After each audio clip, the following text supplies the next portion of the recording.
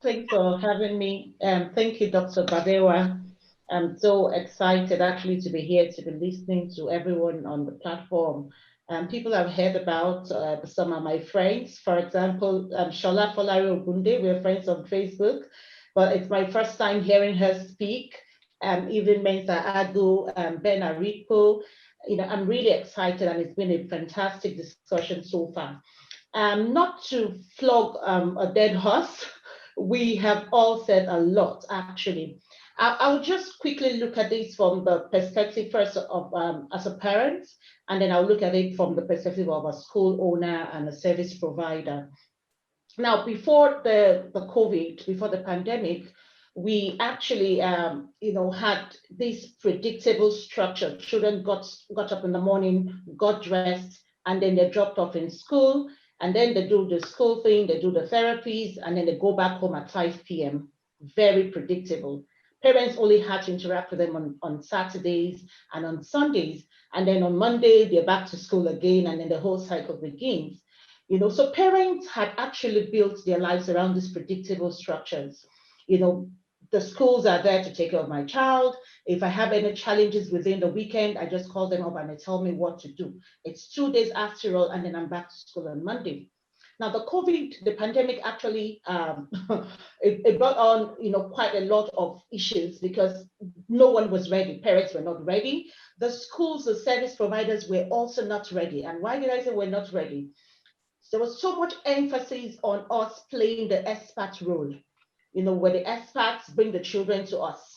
We will take care of them. There was no parent training or very minimal parent training, very minimal caregiver training, and because the parents were not equipped to handle their children, we had a lot of issues as soon as the COVID, the lockdown began, both on the side of the school itself, because we weren't ready. So we had to just quickly put together trainings, put together certifications if we could get them for our staff. And then, of course, we had to train, parents, and then we had to look out for the children. Now, for on the part of the children, you could see a lot of confusion. I'll give you an example. My son was, we're at the stage where we're working on his social skills. And he's used to being told to say hello. You see someone say hello, I wake up in the morning and I'm like, okay, I'll give a handshake. That's what big boys do. And then suddenly we're saying no touching. We're saying don't go out. We're saying, so it was like we were given, messages that were modeled up. And I woke up one morning and I said, what were we doing? We could hear, we heard about COVID all over the world before it came, it got to that point. We should actually have prepared these children, so it was at that stage we had to start talking about social boundaries, what you can do and what you can. So what used to be acceptable was now what is now not acceptable. So we had to change what, the learning, the curriculum, the plans, the programs for, the children. That was the first challenge we had. We also had the issue of technology. I wrote a fantastic article some years ago. I call it fantastic because I was quite, always happy to give this to parents. Reduce screen time. Don't allow your children watch too much TV. Spend time doing this. Take away the tablets. Take away the phones. Get them to interact with you. And then we got to a point where we had to say, yeah, we now need to use the screens. We need to use the tablets. And then, my son, would look at me 2 times like, so mommy, you mean you really want me to have this? Am I supposed to really have this at this time? So we have that, technology there had to be a shift from it being used for recreation purposes, to actually, or for augmenting skills, to actually becoming the crux for learning. It was the center of learning and teaching at that time.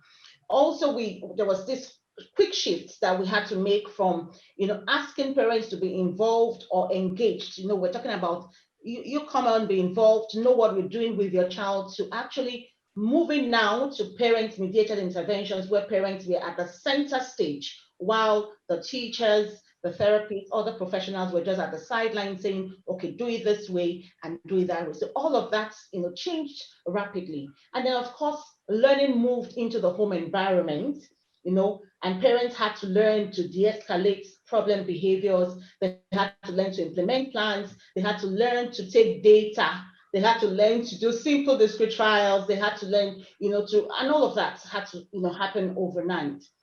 So we had quite some huge challenges trying to switch over, to move over to what the pandemic, what we could do as forward planning for the pandemic. Now let's look at what the issues that that arose as a result of all of this. First and foremost, the plans that the government, I have a school in Lagos, I live in Lagos, so I'll talk about the Lagos state government, came with this fantastic plan. We had learning on radio, we had learning on TV channels, and then they said they had 1 hour every day for learners with special needs. And the first question was, what learners? Are we talking about those with hearing impairments? Are we talking about those with intellectual challenges? Are we talking about those with visual impairments? So 1 hour to do what? So it was grossly generalized, like everybody just fit into one bucket, and then we just have to give you something just so that there was something that we had planned for you. And then of course there was a lot of, for 1 or 2 programs that I listened to, it was more on modification, more on lowering standards. Again, it showed that people had very limited understanding about the abilities our children have and the needs that they do have. So it's almost like once someone has a diagnosis, a specialist diagnosis, then it means that person must always function at a lower level than his peers, which is not always necessarily so, because we do have quite a lot of children who are gifted. We have quite a lot of children who are autistic savants. We have some math weeds, and then you're putting these people in a bucket and saying learning for special learners, time for special learners, and then you're doing that for them, and the curriculum is grossly watered down.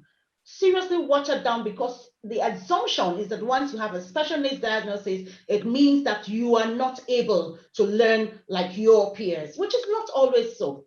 So we have that challenge too, and I would wake up and ask myself, what can the parents actually possibly do? Because it meant that they had no access to any service, even for those who didn't have enough money to get therapies, to get teletherapy running. It meant that there was nothing, no provision for these children. And then while saying special education needs are, I'm going to call it the R for special education needs, there was nothing regarding behaviors. There was nothing, so it was clearly not planned with certain people in mind. There was nothing regarding behaviors. So if you have a child who has, severe problem behaviors, severe challenging behaviors, head banging, for example, and all of that, it meant that they didn't have anything. All they needed to do was to learn a certain curriculum that was not, tailored to them, but because it's been marked for special needs. Now, what's the way forward? We need to improve on data collection. We've said this over and over and over again. Who are these people? When you say the learners, who are the learners, with special needs? Who are they? What's the definition? Because if you look at the same policy we have in Nigeria, the definition is quite inadequate. So like he said, we had no mention of dyslexia, for example, but we had a mention of albinism. And I started asking myself questions. So we have albinism, but there's no intellectual, what they call intellectual impairment. It's not even an intellectual disability. And then, of course, autism spectrum disorders are grouped under sensory needs, so it's grossly inadequate. That document needs to be revisited. We need to sit down and look at it and ensure that our children are well represented. Because if you do not get the definition right, then you get the entire policy is already faulty, because we don't even know who it covers for and who it doesn't cover for. So we have that challenge at that level. How many learners do we have in Nigeria with needs? Where are they? I run a support group, like has been mentioned. Warrior Mom Support Group has close to 600 mothers only, of children with different needs. Where are they? Where do they live? If a child dies today, would we know how to trace? And we've had that situation a number of times where we have to, how do we trace them? Where are they? How can we track up these parents? If a parent calls up, and it did happen during the COVID when a parent called me to say, I'm done. I have these pills, we're swallowing it now and we're dying. And I kept asking, where are you? Where do you stay? give me somebody's number. And I was not able until I had to call someone who knows somebody who knows somebody who knows somebody. Now, if she had actually gone ahead to carry out her threats, we would have lost a family of 5 because she wanted to die. She wanted her children to die, the neurotypical children and the one with needs, because she's had it. So we need to look at data. We need to look at data. We need to look at data. We need to look at data. We need to start mapping out what are the resources that are available, who can do what, who is good in counseling, who is good in curriculum planning, who is good. We need to be able to know the resources we have as a country. We also have to look at the issue of differentiating. Of course, if you don't know who the people are, you cannot differentiate your planning. So differentiation has to start at the level of planning, the policy planning and all of that. We need to be able to differentiate what does each community need. Tobiloba spoke about the need for ramps, for example, in our inclusive schools. Yes, we would need that for schools who deal with, who work with children or work with individuals who have some physical impairment or another. For other schools, we may actually need, some form of, we need to know what each school is able to do, and then what are the facilities available for the school. We also have to avoid the one-size-fits-all approach. I love this panel. Actually, Dr. Badewa would say that I run away from things like this because I feel Nigerians hold talks. We just like to talk. But this is a fantastic panel because I can see somebody coming in from the Dyslexia Foundation, somebody from the, from Let CP Kids Learn and all of that. And then we're coming together to say something. We must avoid this one-size-fits-all approach. When we say this school is a school, my father was very involved in the Red Cross, and then there used to be this fantastic school in quote called the School for the Handicapped in Benin City. The school for what does that even mean? And I think it still bears that name. What does that even mean? So we need to be able to understand that there are needs and there are needs. And these needs are different, from each other. What they need is different. What we need to provide is different. So we need to recognize that there are also invisible disabilities or invisible needs, that things you cannot see, but they are there. And it doesn't mean that these people struggle any less than those that are visible and you can see. So we need to be able to see all of that and plan for them as much as is possible. I move on to talk about training.